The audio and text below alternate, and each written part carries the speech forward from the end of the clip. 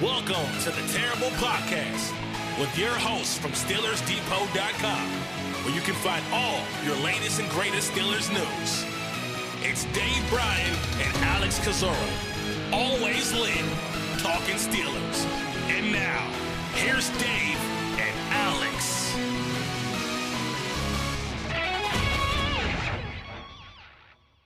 Welcome to the Terrible Podcast, Season 12, Episode 93. He's Josh Carney. I'm Alex Kozora, SteelersDepot.com. Thanks for being back with us here for this Friday show, Steelers Nation. Dave Bryan still wrapping up his vacation, so Josh sitting in for Dave. Definitely appreciate that. And again, my disclaimer, we are recording this a day in advance. So if any news breaks, Friday morning or late Thursday night, we won't have addressed it in this podcast. Josh, I know would be remiss and really lack self-awareness to not note everything that's happening in the world right now. And obviously that's not, you don't come here to hear us talk about that stuff, but we do want to acknowledge that. And hopefully this podcast can at least be an escape for just an hour or so about, all the very serious real world problems happening. But Josh, thanks for being back on the podcast.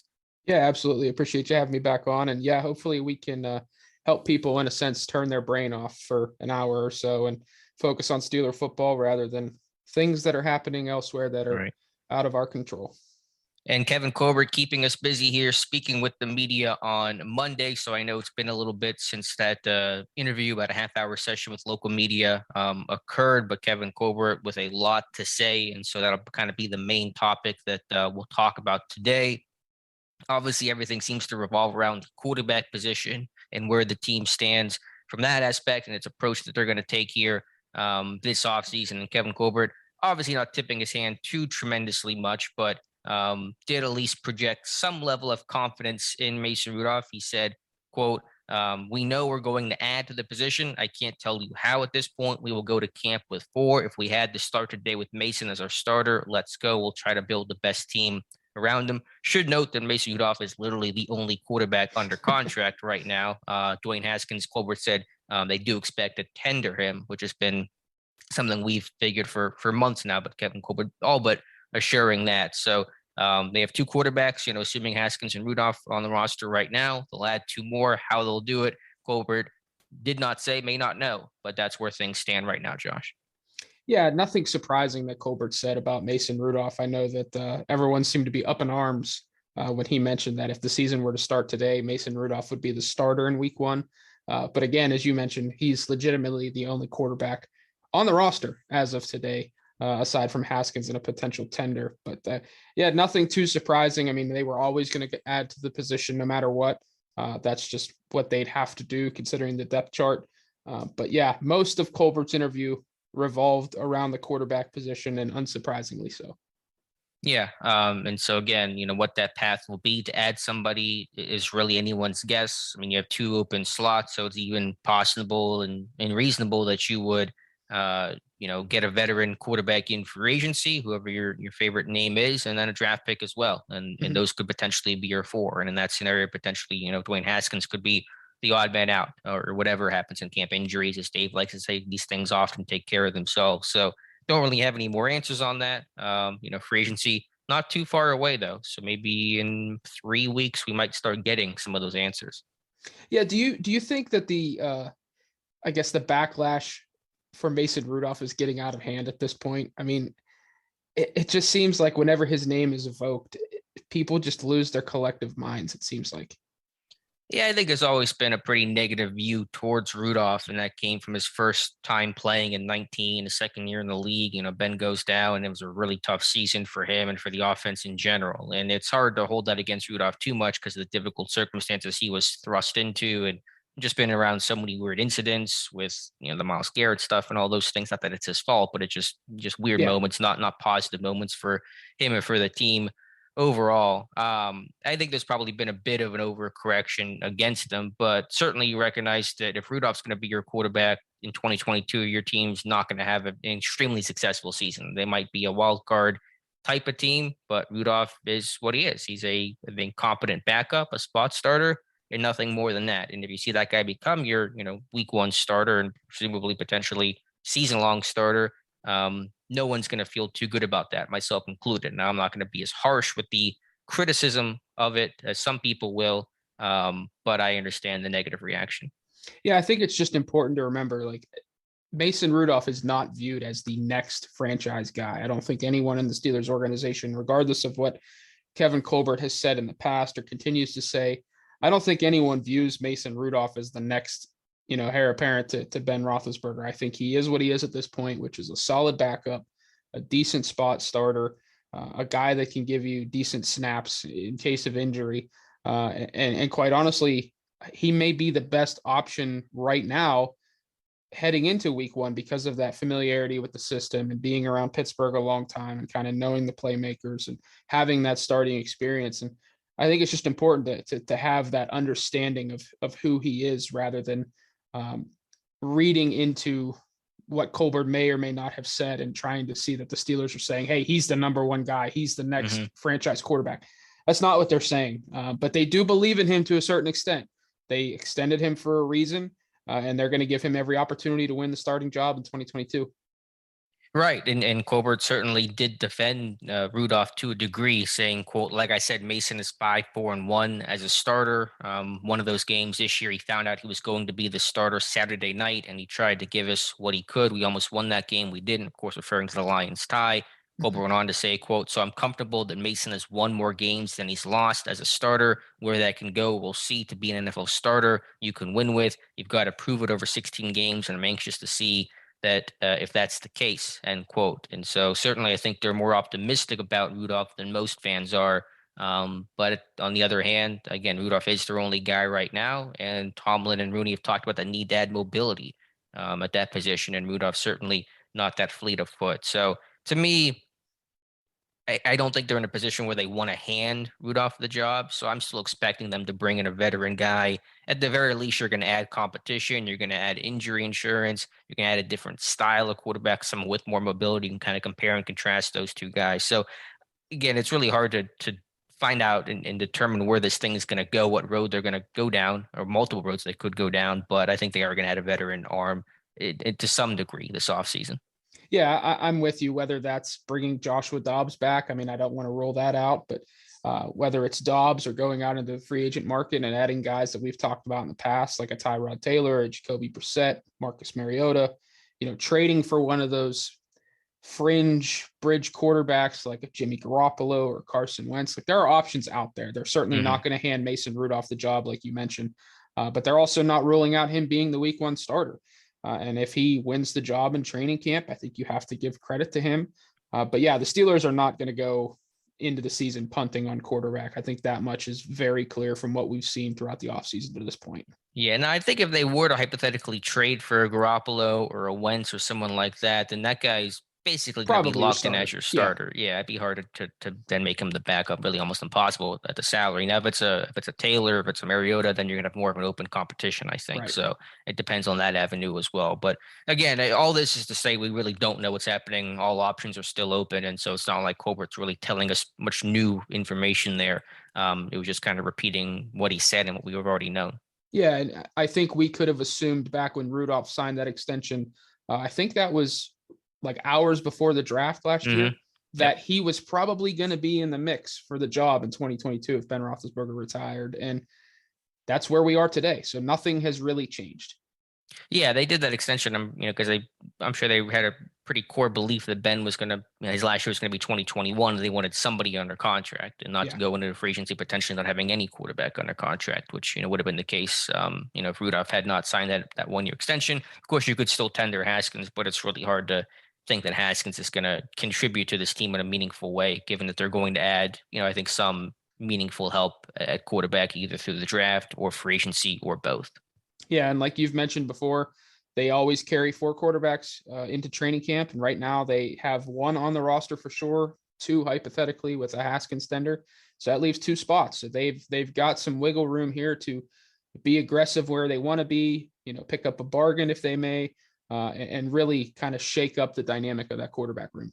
Yeah, and they have some money, obviously. Yes. And so, they'll go spend a little bit. I mean, quarterbacks, even the not great ones, aren't cheap in free agency. They're still going to cost you a decent amount of money, but money probably Pittsburgh is willing and certainly able to now spend. So that was kind of one of the main topics there, even if we didn't learn a whole lot new about the quarterback situation. Other big topic I thought that Colbert touched on was some sort of an update, some sort of clarity on Stephon Tuitt's status, and nothing's here definitive. There is no answer. We still do not know if Stephon Tuitt will play for the Pittsburgh Steelers in 2022.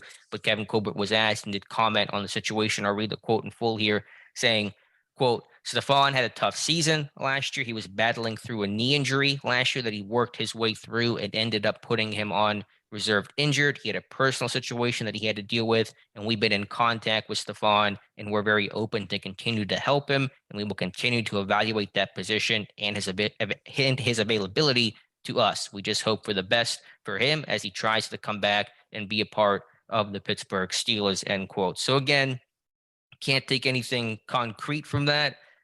I haven't gotten to hear the tone in which Colbert said it. It did strike me as slightly optimistic, especially the last part when he says, quote, we just hope for the best for him as he tries to come back and be a part of the Pittsburgh Steelers. So, A, it's good there's been a conversation, because we know when Art Rooney spoke shortly after the season, he said there had not been really any communication. They were going to talk to Tuitt in the next couple of weeks. And so that conversation has obviously taken place. And to hear Colbert end it by him saying, as he tries to come back, again, does not guarantee it, but it does certainly seem like maybe there's an opening in a desire for Tuitt to come back and play football.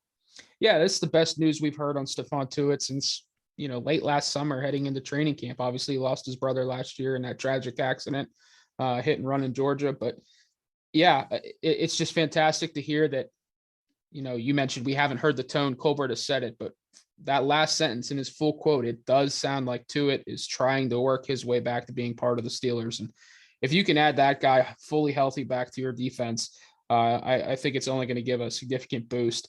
But we do know he had the knee injury and knee surgery. I think Dr. Mel wrote all about that in training camp.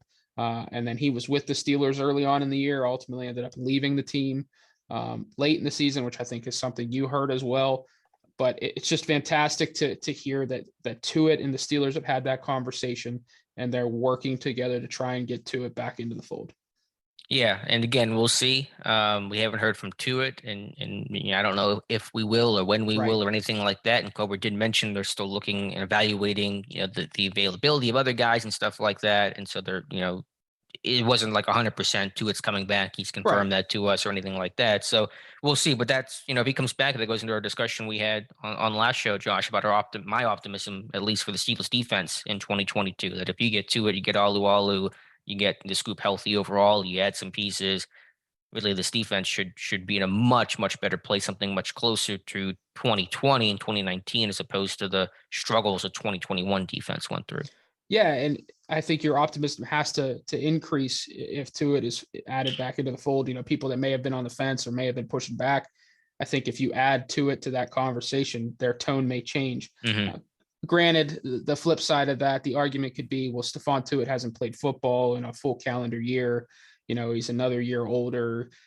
How is that going to work? But getting that guy fully healthy, physically back into the mix along that defensive line opposite Cameron Hayward, I don't know how anyone could look at that and not be optimistic about what that front seven could do in 2022. Right, for sure. I mean, Tuitt, his last season, 2020, 11 sacks. Him and Hayward, to me, maybe the best interior defensive line duo in football. I know that's a big statement to make, but I think it's warranted based on the play of both those guys. So even knowing that he'll have missed an entire year, if he does come back, he'll have an off season of spring work, training camp, preseason. He should be relatively good to go for 2022. I mean, he missed, he's missed time before. He's missed large chunks of the season with injuries, and he's come back and played well. So my concern is not really there in that regard. But again, we'll have to wait and see. Nothing is definitive there, but it was good to hear something, and it was good to hear maybe a slightly optimistic sentence from Kevin Colbert regarding Tuitt. Yeah, I think that was the best thing that came out of Colbert's, sit down with the local media, was just that little nugget about Tuitt, just giving us that little nugget, that little carrot to chew on, I think is going to carry through the rest of the offseason, because there's now that hope that Tuitt is coming back. Whereas before, I think everyone was starting to lean, man, we haven't heard anything. Yeah. It's already February. This guy's probably not coming back. He's probably going to retire. There was the rumor out there that a home that was reportedly his had sold in Pine Richland. But the way Colbert made it sound, they're talking, and both parties are wanting to come back together. So that's fantastic news, especially right now for the Steelers.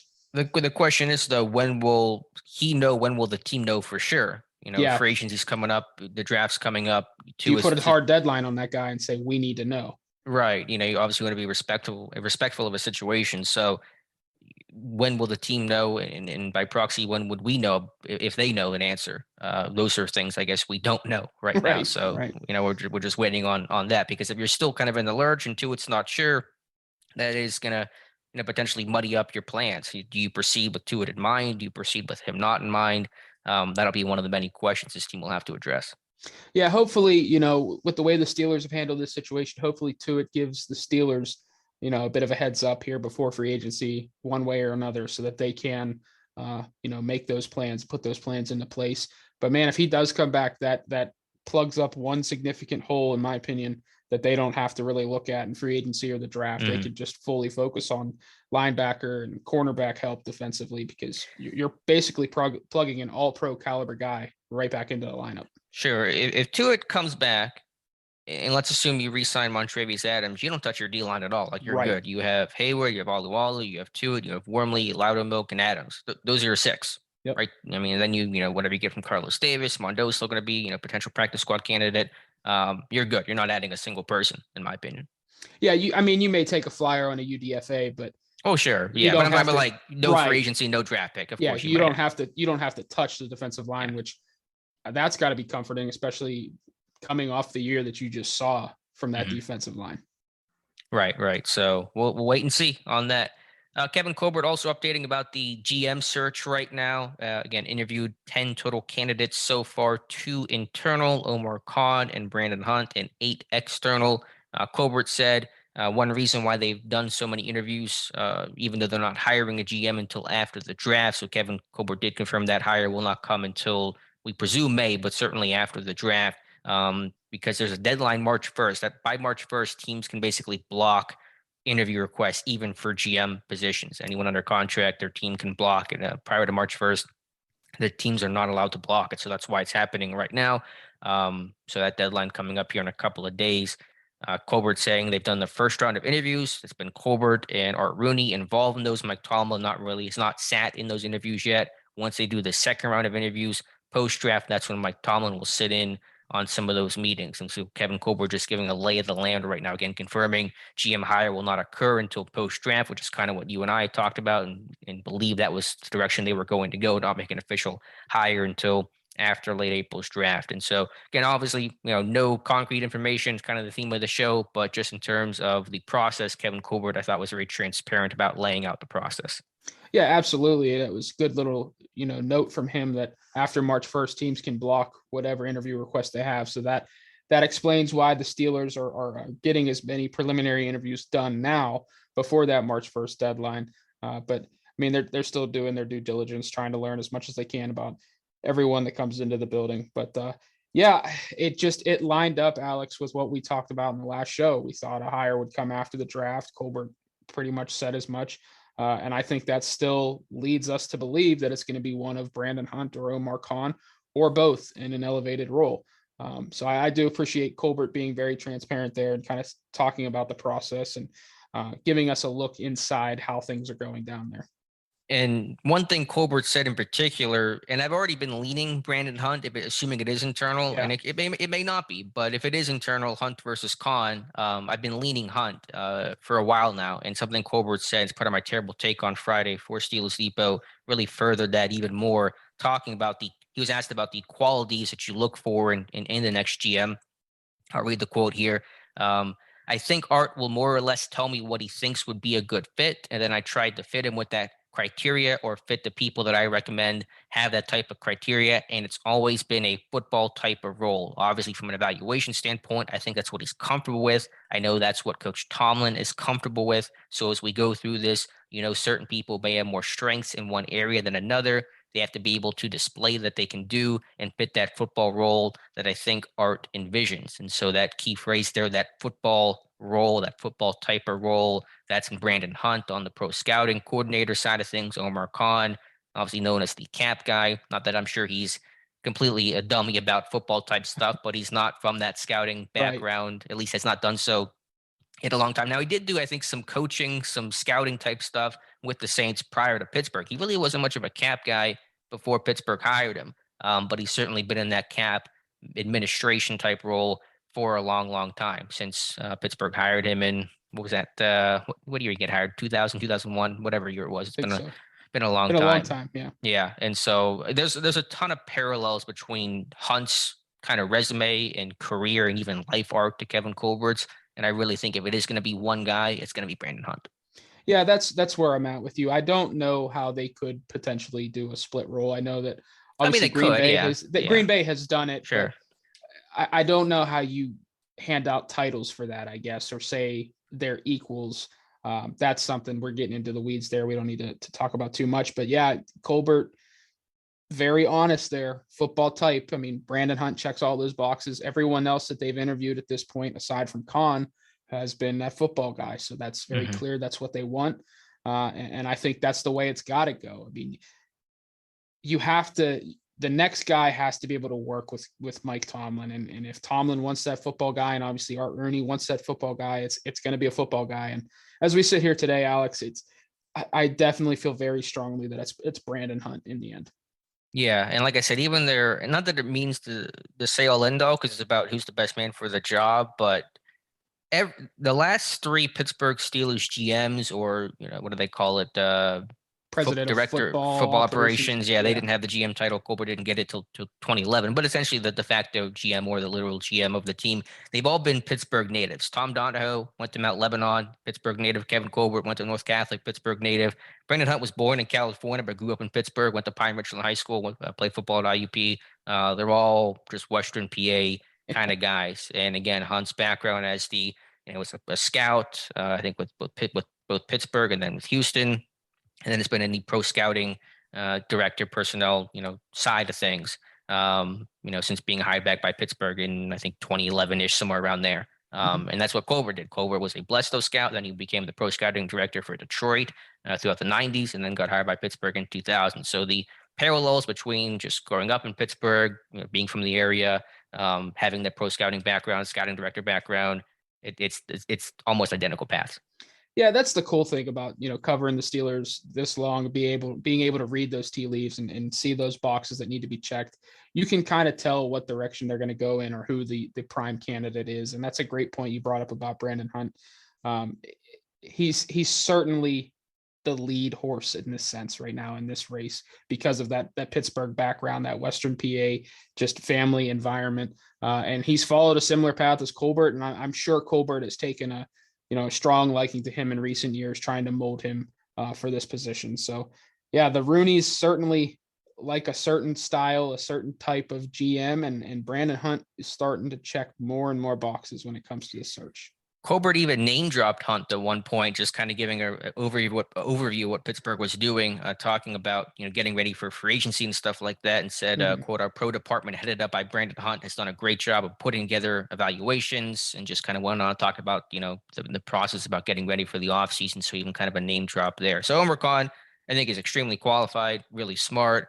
I know some people have been a bit flippant about, go take a job. We want comp picks and stuff like that if you would have gotten the Bears job. And I get that to a degree. Better to get comp picks if you're going to lose them than nothing. But he's been a guy with an organization for 20 plus years, really key guy, probably knows every single agent, has been through these negotiations. And GM's not just about being a football guy. It's about being able to delegate and hire people and work, problem solve and stuff like that. So it's not solely a football evaluation, X's and O's type of role. There's a lot of rules below that are more focused on that. But just given Colbert's comments, and I think even for Mike Tomlin clearly would like a football guy just to work with him because he's kind of that old school, X's and O's football guy. And so I think Hunt and Tomlin would work together well.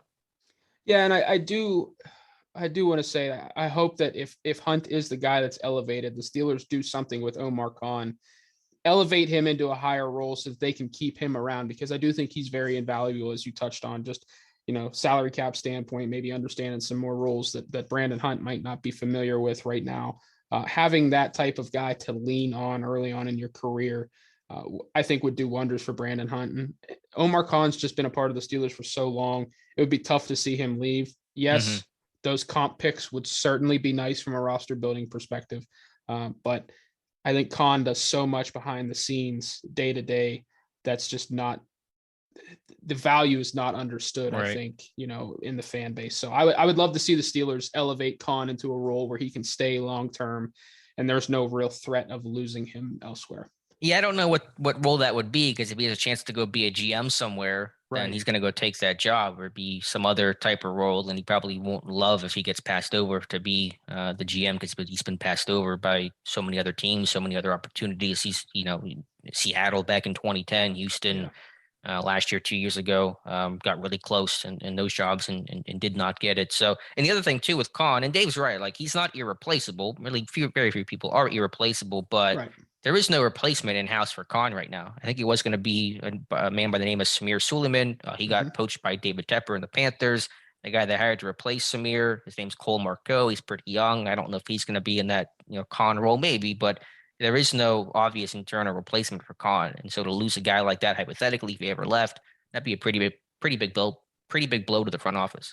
Yeah, I'm with you. That's why I would like to see them, try and, even if it's creating a role for him to keep him on par or even with Hunt. That's what I would like to see, kind of think outside the box, which is something we've seen them do here in the last few days on the coaching staff. Yeah, it'd probably be a role, but also money, like a raise would be in order. Yes. Would probably be the way to try to entice Omar Khan to be happy and stay in Pittsburgh. Yeah, I would just love to see that guy stick around because, as I touched on, he just does so much behind the scenes that the value is not understood, and losing him would be a significant blow, like you said.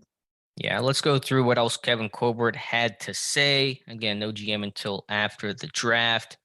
Let me go scroll and find what else there's to talk about. Kevin Colbert, speaking of the draft, outlined positions of strength and weakness in the 2022 draft. Does that every single year. I think it's always interesting commentary that Colbert has. He's usually pretty honest about this type of stuff, even though it is a pretty broad commentary. Said the strengths of the draft are receiver, offensive tackle, corner, edge rusher. Those are all deep, he said. Positions that lack depth, interior offensive line, and defensive tackles. And so, again, free agency will dictate some of what this team does or does not do in the draft. But I think it's always notable to hear what Colbert thinks in terms of what's deep and not deep in this draft. Yeah, and, he doesn't give much away, but obviously listing guard and center and defensive tackle is kind of the weaker positions. I think you could see the Steelers are probably identifying that as an area. If they're going to address it in the draft, it's got to be early, or if we're going to be aggressive and do it in free agency, the Steelers have to go and get that solid name like a Ryan Jensen. And it's unfortunate, the two areas he lists along the offensive line where the Steelers might need the help the most as a weakness is guard and center. So it's not the draft to get those franchise pieces on day 2 or day 3. So it will be interesting to see how the Steelers attack this in the draft. I was encouraged to hear that he believes the wide receiver group is strong as well as cornerback, because at least from my perspective, you could kind of push those needs down the board a bit and get value late day 2, early day 3 at those positions, hopefully. Yeah, and as you mentioned, if you see a weaker position in the draft, you may attack that in free agency more. So you may go after the guard or center in free agency because you don't feel like the draft is going to get you, what you might want to get. I think generally speaking, receivers, corners are typically pretty strong and pretty deep just because of the layout of the college game. It's a pass-happy world, so you got to have guys that catch the ball, guys that cover. So I think it's kind of been typical of every single season. But it's certainly good news because Pittsburgh, certainly at receiver, and then maybe a corner as well, is going to address those spots in the draft. Yeah, and knowing that they're going to address it at some point in the draft, it gives you a better feeling that, hey, maybe this could happen, day 3 at this point. Again, the Steelers don't have a great track record overall of drafting cornerbacks, but as you mentioned, that position is becoming stronger year after year because of the way college football is played at this point. But it's just a little concerning to hear guard and center from his perspective is a weaker group. I do hope that the Steelers are aggressive in free agency and maybe get that serviceable starter to plug and play, whether that's at center or at guard, because they can't go into this draft again searching for a guard or center and swinging and missing again, in a sense. I will say at receiver, while Colbert mentioned it's deep, I know Pittsburgh gets praised as the team that always finds like the gem, the diamond in the rough at receiver, AB being the top of that list, but they're usually a day two team when it comes to receiver. You talk about Juju, Claypool, Deontay, James Washington, I think Wheaton, Coates, like those are all day two guys. So they're not they're not the day one, round one receivers, generally speaking. They have, of course, Antonio Holmes, guys like that, Plexico Burris, but I think their sweet spot is kind of day two. And so I wonder if that's going to be where they target again. Is that, second or third round pick, go receiver? Probably. It wouldn't shock me to see them go receiver in second round at 52 overall. Would that excite me right now as we sit here today trying to build my first mock draft? No, because there's more holes. But again, like you mentioned, that is their sweet spot. They feel very comfortable there when it comes to evaluating and finding that value. And in a deep receiver class, maybe sometimes it's better to go and get those high-end guys than just grabbing the serviceable, middle of the pack guys on day three, just because the value's there.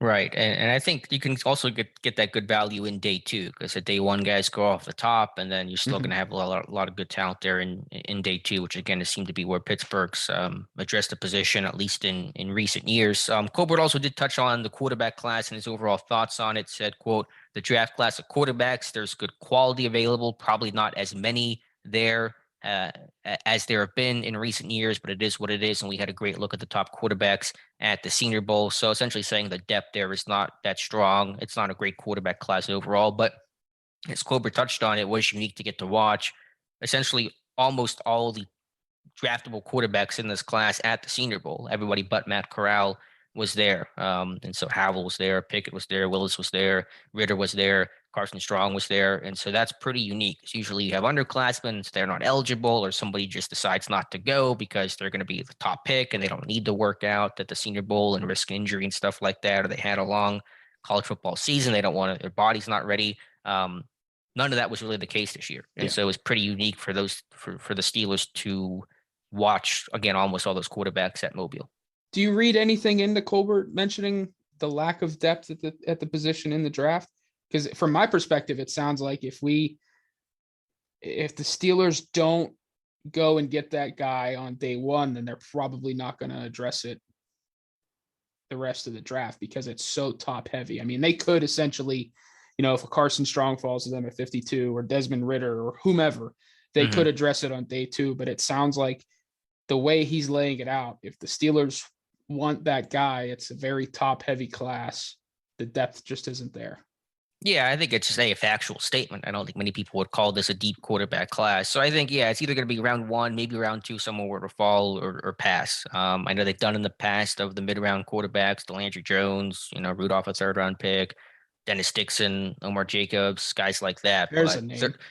But they're not drafting a quarterback in the fifth round or sixth round. It's either going to be somebody at the top, again, top two picks or none at all. Yeah. As you sit here today, do you lean quarterback in the first round? I mean, my mock draft, I went offensive line, so I guess I Right. can't. But I'm just trying to do an exercise with a no lineman. We'll see what the pro day circuit looks like. Certainly, quarterback's going to be in play. Obviously, they're going to take a really strong look at these guys. It's a matter of who's going to be available to them. Picking a 20, you don't get your pick of the litter. And as we had that exercise the other day, we went through 4 or 5 teams that certainly could be addressing and drafting a quarterback, whether that's Denver or the Saints or the Lions and whatever other teams we came up with. So it's really hard to say in terms of what way I'm leaning right now. But quarterback obviously is a very real possibility. Yeah, it's certainly in play, but again, the depth just isn't there like in years past or maybe in the 2023 draft. But it's always great to hear Colbert's comments, because he's not going to try and hide anything from the media. He's just going to lay it out there and give his opinion. And I think the Senior Bowl circuit was very valuable to the Steelers, and they got an up close look at all but, as you mentioned, Matt Corral, and Matt Corral obviously an underclassman. So it will be interesting to see what they do on the pro day circuit, which starts in 2 weeks, I think. Yeah, and there's a reason why at the Senior Bowl, while most of the coaching staff didn't appear to be there, they probably were more Shrine Bowl type stuff. The guys that were there was obviously Colbert, Tomlin, Rooney, the decision makers, and also the only position coaches that I saw or coordinators that I saw were Matt Canada and Mike Sullivan. The quarterback's coach. And so, very telling. Yeah. I mean, obviously, and it's no secret, they're looking at quarterbacks. So they sent the people there to look at the quarterback class. And so, again, it's no secret. Does that mean they're going to draft a quarterback? No, they could look at somebody and not like the guy, but that's obviously where the focus is because they got to learn about what this group in class is made up of. Yeah, 100% agree with you. It doesn't mean, at the end of the day, they're going to draft a quarterback in the first round, but getting that look, allowing them to do that hands-on evaluation is very valuable and will help them make a decision in the end. And that's all you can ask for is that they do their due diligence and figure out all that they can about these quarterbacks before investing heavily and trusting the future of the franchise in their hands. I will say, and I want to get your take on this, Colbert did mention one name, and he very rarely ever mentions one name, and he was not prompted about it either. The question he was asked, and I have not been able to hear it, so it kind of sounds like it was a joke, but the question, I'm reading the transcript here, is provided by the team. Given this is your last year in this role, does that give you the opportunity to tell us what quarterbacks you like? That sounds like a joke, like someone was just like, just be honest, it's your last year, screw it. Yeah. But Colbert's answer was, I wish I knew because honestly, this college group, obviously we watched a great quarterback, Kenny Pickett.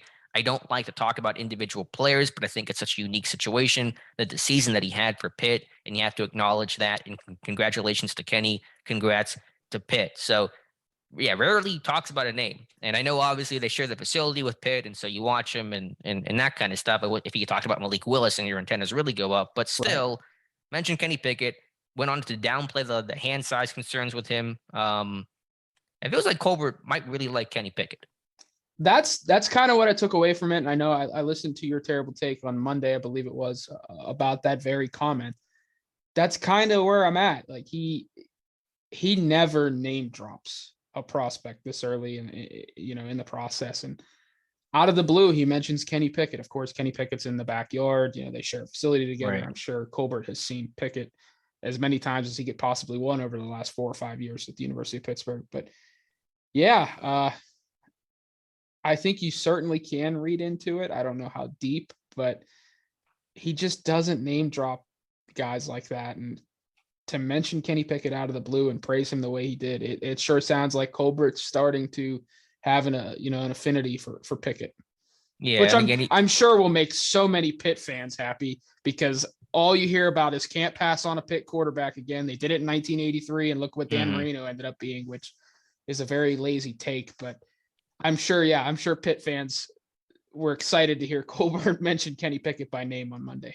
Yeah. And Colbert went on to say, what does he value most? He values accuracy. Malik Willis, that's a check mark against him. Yeah. I talked to someone on Twitter, just a brief conversation. And again, we don't know what's in the Steelers' heads, and they're going to eventually come together on a decision, but there is potentially a sense that maybe Tomlin likes Malik Willis and Colbert likes a guy like Kenny Pickett. Like that's kind of maybe who they like the most. And we're reading tea leaves and we're speculating right now. So these are just kind of we're taking big swings. I'm not putting you in this. You're not saying any of this. No, I'm taking a big swing at it. I've heard the same thing that Colbert is very high on Pickett and Sam Howell, which matches what we heard when Colbert was traveling to see Howell on Saturdays in North Carolina. Mm-hmm.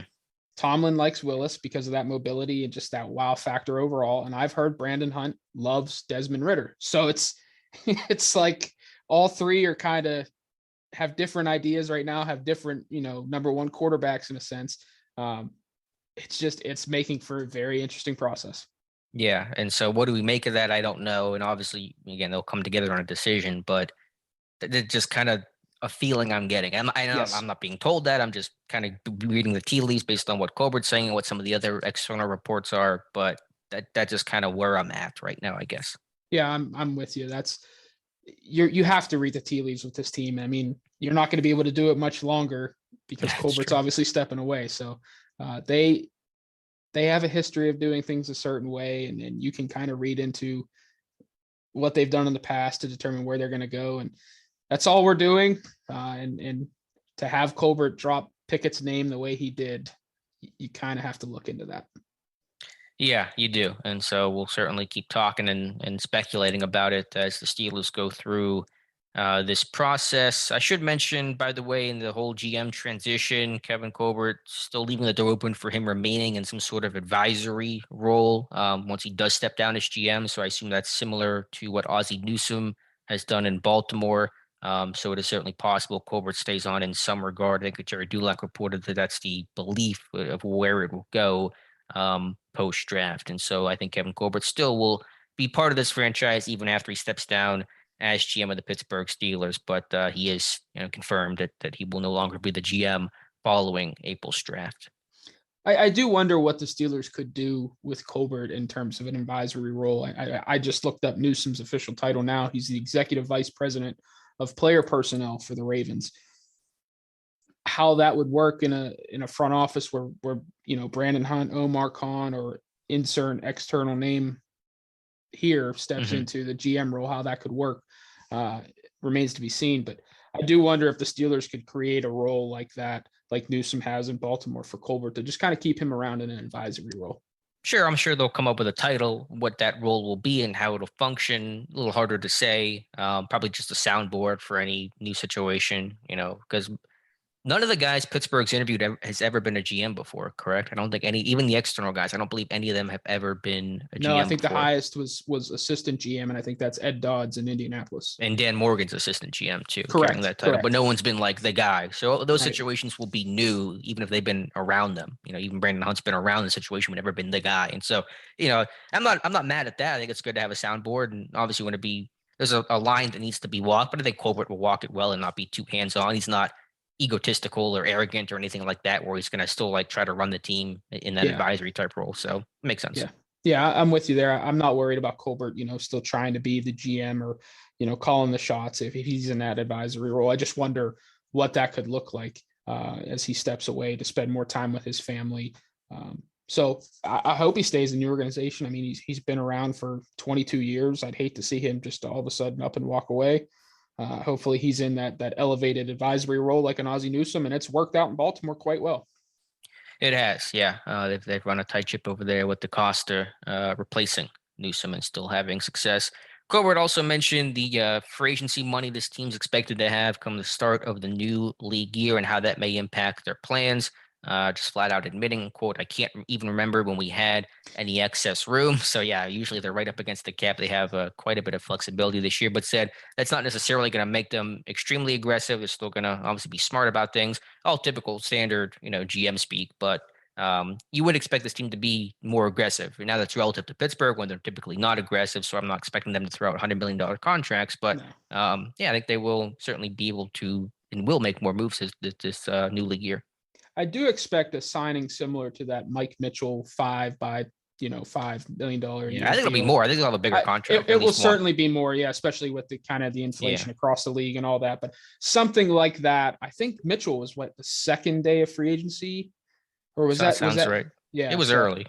It may have been the first night after the flurry of moves happened, but I do think that they'll be aggressive and they'll at least try to plug one of the holes on the roster very early in free agency with one of those big signings. And I think that they're going to go back to, as the great Dave Bryan says, the Colbert dumpster dive and go get some of those bargain guys to put around the fringe of the roster. But I do think you'll see more names added to this roster via free agency than we have at any point in the past.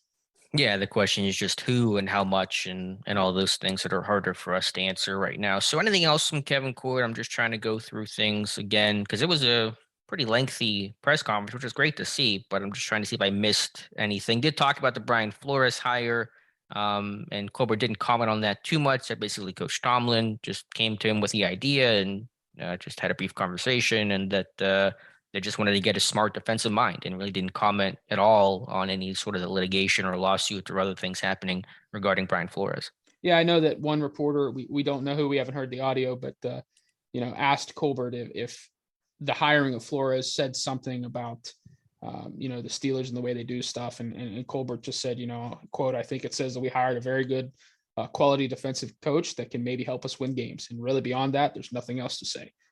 I love that answer. I don't think there was any true motivation behind this, to kind of stick it to the league or show the league that, hey, the Steelers are above everyone else when it comes to coaches. I think it was Tomlin seeing an opportunity to add a great defensive mind to the room. Mhm. And that's what happened. And Colbert's answer summed it up perfectly. And I do think Flores can help the Steelers win some games this year. Yeah, certainly. I think he'll be an asset. Flores, speaking of which, did have an interview with HBO's Brian Gumbel to talk about, how the Steelers job came to be. And essentially, to sum things up, it happened within 24 hours. The Flores initially called and spoke with Tomlin on a Thursday, not for a job, just to ask for general advice and counsel about his situation. And they talked the next day on Friday. And it sounds like that's basically when Tomlin offered him a job. And so that's why that the report was so sudden. There was no leaks because it came together within basically 48 hours. And it's also very telling that Brian Flores did not reach out to Bill Belichick for mentorship. I know obviously Belichick is part of the lawsuit against the NFL, but I mean, that's the guy that kind of gave him his start in the NFL. I do think it's very telling that he called up Mike Tomlin for advice. And I think Tomlin, again, seized upon an opportunity, saw an opening, and made it work. And the Steelers, like I said, earlier in the week, are better off for adding a guy like Flores to this staff. Yeah. Now Flores did go on to note about why he thinks Tomlin offered him the job. He said, "This is Flores saying, quote, I do feel like he, meaning Tomlin, saw a situation where there was a very experienced coach who could help his staff, who was also a black coach in the league. And I think that also kind of speaks to what we're talking about." And so I think Tomlin certainly saw, how do I want to put this? Just saw Flores potentially being blackballed by the league with the lawsuit and all that, and wanted to help a fellow coach out, a fellow black coach out. And while also, as you said, the opportunity to add a really bright defensive mind to the coaching staff. Yeah, no, I 100% agree there. I don't think it was Tomlin trying to send a message to the NFL. I do think he was looking out for Flores for sure, right? Wanting to keep him within the NFL family, within the NFL coaching circle, to hopefully help Flores land a defensive coordinator job or head coaching job next year. But I do think in the end, that decision came back to how do we best help the Steelers? And Tomlin saw that as adding Flores to the defensive side of the football, specifically as some sort of linebacker coach, an area where they certainly need help at. And I do think that the Steelers will be much better off in 2022 with Brian Flores on staff. Right. I think that was part of the calculation, as you said, because either the Steelers were hiring Brian Flores or no one was hiring Brian Flores. And I'm sure that thought was not lost on Mike Tomlin. Either I can give this guy a job or he's not going to have a job this year and be out of work. And so he's going to be even further overqualified and have to go back to the college level, which, I mean, I'm not even sure Flores was going to do that, but that was basically Mike Tomlin take a chance on him, like you said, or he's not in the NFL for the foreseeable future.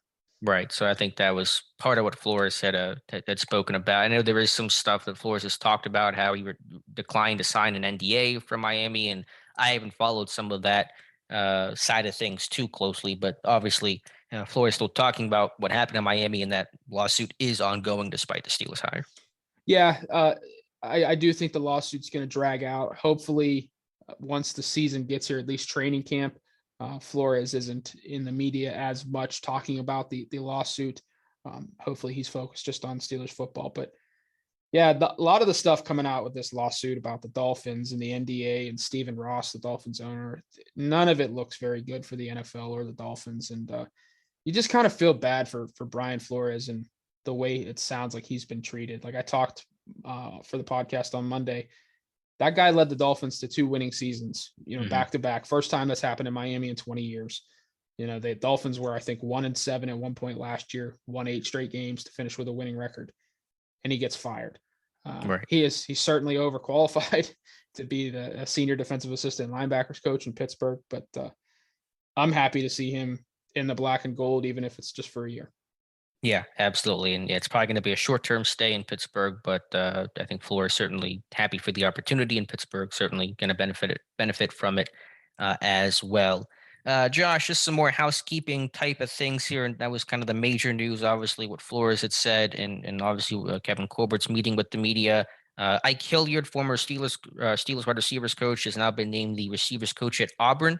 So he's back in football now in the college game. And I think you had posted stuff, or David posted some stuff about some former Steelers receivers. I know Chase Claypool. I forget the other names. Just posted some. Deontay Johnson. Okay. Some Instagram stories or tweets in support of the Hilliard hiring. Yeah, and that kind of lines up with what we had heard reported from ESPN's Brooke Pryor right after the Frisman Jackson hiring was announced, that the Steelers receivers were not happy with the decision to let go a guy like Ike Hilliard, but happy for Ike Hilliard to kind of land on his feet, land in the SEC at Auburn, gets a chance to coach some really good talent at the college level. But yeah, it's very clear from some of the Steelers receivers that posted messages that they loved and respected Ike Hilliard. They had, a really good relationship with him as the receiver coach, and they're still not thrilled that the Steelers made a change. Yeah, and I understand that.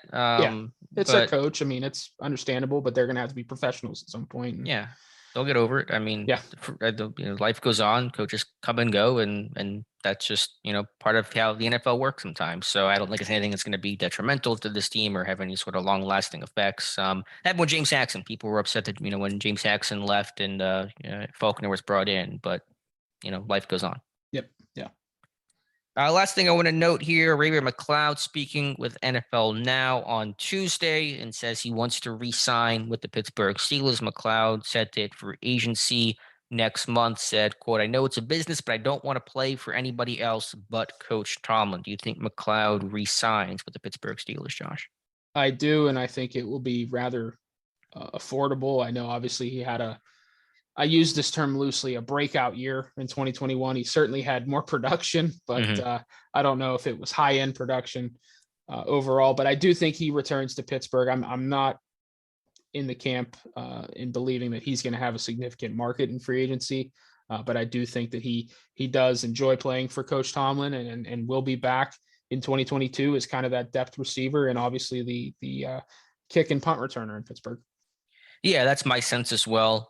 This team's going to lose James Washington. They're more likely than not to lose Juju Smith-Schuster. That receiver room would get pretty shallow really quickly, and I think you want to bring McCloud back on the cheap. It's not going to be a lot of money. I could see a small market for him just because he has the punt and kick return value and has been decent at it, and so there is certainly, I think, a role to have in that regard. But yeah, I think Pittsburgh re-signs him 1-2 years at most. I don't know the exact dollar figure. I'm afraid to even throw a number out there. I don't know if it's $2.5-3 million per year, something like that, maybe even less. I'm not too keen on those numbers, but I think McCloud will come back to Pittsburgh. I do think he ultimately re-signs in Pittsburgh. I'm in favor of a 1-year deal. I wouldn't be mad at a 2-year deal just because of kind of some of the changes that are occurring in that receiver room moving forward. But you do have to give that guy credit. I mean, obviously he had a low 7.1 yards per catch. I think you wrote it was like one of the lowest in NFL history. Well, I think his career average is one of the lowest. That's what it was. Minimum career 50 catches or something like that. He's like 5 point. Yeah. What is his career average? 6.1 yards per reception, and his career was 7.1 last year. Okay, yeah. So hopefully his usage, if he is in the slot more in 2022, his usage goes up. I'm not counting on that, but yeah, his toughness late in the season, being able to make some catches in traffic and take the big shots the way he did, he deserves a ton of credit for just the development in that area because he was a small receiver coming out of Clemson, wasn't considered that guy that can make the physical contested catches. And he showed late in the year he could do that and was reliable on 3rd and 4th down. I mean, without that catch from Ben Roethlisberger on 4th and 8, the Steelers aren't in the playoffs. So right. I do think McCloud will be back. Just what his term and salary is remains to be seen. Yeah, at least in the return game, that's going to be probably your guy there. You don't want to probably see him play as much receiver as he had to last year. I will say, I know the yards per carry is laughably low. I mean, in 2020, it was 3.9 yards per catch. Or I say yards per carry, I meant yards per catch.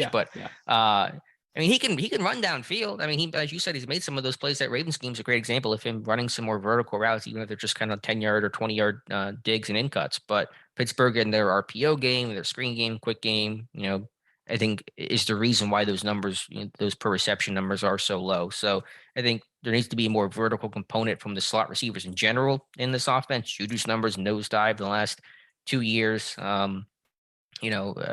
Just in like tight end running back type numbers, being at like 8.5 yards per catch. So it's not, to me, it's not a a statement about McCloud, it's more a statement about how the Steelers view that slot position as kind of being like a really shallow route tree, RPO, slant, one-step game kind of guy. Yeah, and hopefully it changes in 2022 now that Canada is going to kind of have more of a say offensively with Roethlisberger retiring. I did see that PFF had the Steelers tied with the Dolphins for the most RPOs thrown downfield last year, which is 3 yards or more, according to Pro Football Focus's metrics, which that's alarming. 63 throws on RPOs of 3 or more yards. But again, you look at how the Steelers worked in the passing game last year, that kind of matches up at this point, unfortunately. Yeah, it really does. And McCloud, as you said, he's not a big guy, but he plays big. His effort is blocking. Like, he was their best blocking receiver last year, which is a sad statement to say, but like in terms of effort and just 1-2 and just trying to get in the way, like that dude consistently did that in a room where blocking was pretty secondary, the way that the players acted about it. Yeah, he put Chase Claypool to shame. I mean, obviously Juju Smith-Schuster goes down for the year. He would have held that mantle as best blocking receiver, sure. But Chase should have been the next guy. I mean, he was considered a physical blocking receiver coming out of Notre Dame, and we just haven't seen it. But Tyler Wise pointed out throughout the year, McCloud's effort and willingness to throw his body in the way and sell out for his fellow teammates. And that's valuable. I know that I've given Ray McCloud a lot of grief at times because I got tired of seeing him have so much usage in Matt Canada's offense this past year. But that's a guy you want on the back end of the roster, on the depth chart, a guy that can give you solid snaps. He's just going to give it his all when he's out there. And he should not be as physical in the run game as he is for his size, but credit to him. He's willing to do whatever it takes. Yeah, absolutely. So we'll see on McCloud and get some answers in a couple of weeks from now as the new league year starts in mid-March. Combine starting next week. The bubble's been, I don't know if lifted's the right word, but certainly reduced, whatever the word is. Amended, I guess. Yeah, amended. So the potential and threatened boycott of 150 or so prospects will seemingly not take place. So the combine will be back after not happening last year and should be with most players participating. Obviously, some players will still not work out for other health reasons and readiness reasons and stuff like that. But the threatened boycott through the NFL's bubble has been, again, amended, as you said. Yeah, obviously that would have been a very bad look for the league. The NFL, from my understanding, from Tom Pelissero and Ian Rappaport's original reporting from NFL Network, the NFL does not run the combine. It's put on by a third party in a sense, which is incredibly strange. But kudos to all parties involved coming in and correcting this decision, because it didn't make much sense. And if you have over 150 agents and players threatening to boycott the premier build up to the draft, that would have been an ugly look. Yeah, the NFL may not technically run it, but they run it. They want or need things changed. Things do get changed. Yeah. So, and they have been. And this could be changed. This could be one of the last years in Indianapolis for the combine. I know the league has obviously taken bids for cities to host the combine. So kudos, like I said, kudos to all parties involved for amending these quote unquote restrictions and allowing players to kind of experience the full thing and be able to utilize their free time and see the sights and sounds in Indianapolis. Yeah, it was less about that, just about being ready and being at your best, having your trainers, having your nutritionist or whoever you're working with, massage therapist, whoever that you worked with and are training with over the last 2 months. It's the biggest job interview of their life, so taking that away from them and keeping it to I think it was one medical support staff. Right. At first, I think it was 0. Then they said maybe we'll allow you one. Yeah, you can allow 2. 1. Yeah, it was you can request 1. We may or may not approve it. Mm-hmm. These guys have a whole team behind them. Yeah, from the end of their college season to the draft, and taking that away for a week-long job interview, the biggest of their life, was crazy. So I'm glad that they got that changed and kind of have it back to normal in a sense. Yeah, because I doubt they're doing much touristy type stuff, because it's Indy. What do you tour in Indianapolis? What scenery is there? And then also they're only there for a couple of days. I know that it's like a week-long event, but they're it's by position group. They're only there for like 2-3 days. The NFL, I think, still having the bench press and the workout be on the same day, which I know agents and players aren't in favor of. Yeah. But I think that is still one thing that has been kept, not been amended by the NFL. Yeah. So it was a very long memo. for only a few changes that they made, but it sounds like all is resolved, and hopefully the combine goes off without a hitch this year. Yeah, for sure. Anything else you want to talk about, Josh? Any other topics I did not address? No, I think we are good. If folks haven't had a chance to check out the Steelers Time Machine with James Ferrier, I've watched it twice now on Steelers.com. It is fantastic, and it brings back a lot of memories. I do have a couple articles going up on that interview, one Wednesday and then one today, Thursday, as we're recording this. But great to hear from James Ferrier, who's kind of been in the background since his career ended. Just quickly, I haven't listened to it actually. What's one story or memory that he talked about that you really enjoyed?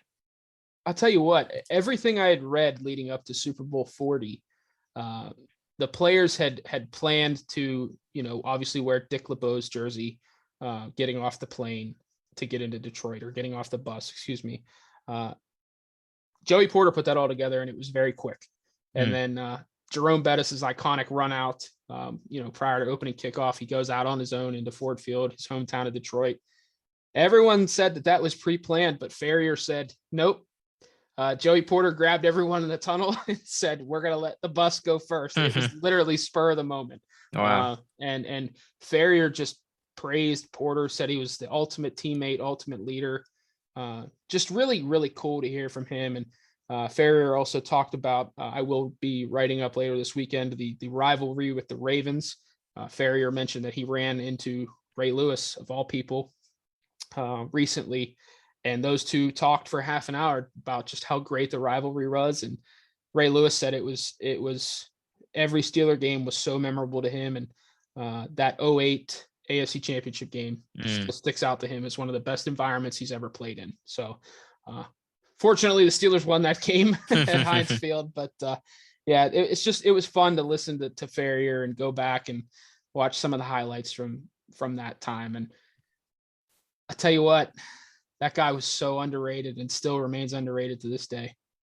Yeah, no, and a really good free agent signing. People forget his career didn't start in Pittsburgh. It was from the Jets. And I think I read one article you had written that like coming to Pittsburgh kind of revitalized and almost saved Ferrier's career as well. Changed his position. Obviously, when he was drafted 8th overall by the Jets, he was kind of that outside linebacker, on-ball defender, and that wasn't his game. And he credited Dick LeBeau when he came to Pittsburgh. LeBeau said, we're going to move you to inside linebacker. And Ferrier said, lining up a few yards off the ball and being able to read everything and react to it changed his career. And it's crazy to think that the Jets were misusing that guy for so long, and just a subtle change unlocked an all-pro caliber linebacker for a decade in Pittsburgh.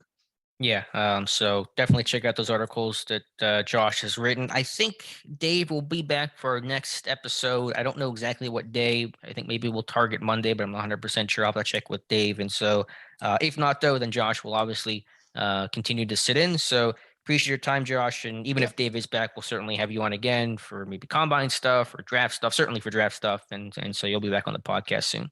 Yeah, absolutely. Appreciate it. It's been a blast doing this the last few weeks with you, and looking forward to many more here in future. All right. No reader emails today. Those will hopefully return next week as well. So wrap up today's show.